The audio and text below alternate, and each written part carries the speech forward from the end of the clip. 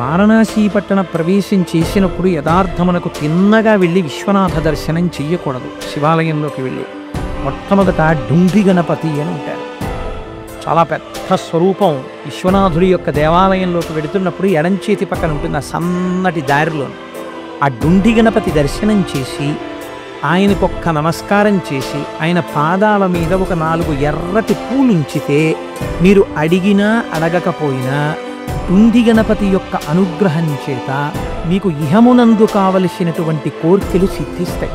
ఆ మహానుభావుడు కావ్యకంఠ గణపతి ముని జన్మించేటప్పుడు ఆ గణపతి దేవాలయంలోనే గణపతి ముని గారి తండ్రి గారు కూర్చుని గణపతి మంత్రాన్ని ఉపాసన చేస్తున్నారు. గంగలో స్నానం చేసి వచ్చి కూర్చున్నారు. కూర్చుని వారు ఆ గణపతి మంత్రాన్ని ఉపాసన చేస్తున్నారు. ఆయనకి హఠాత్తుగా ఒక పెద్ద తేజస్సు కనపడింది.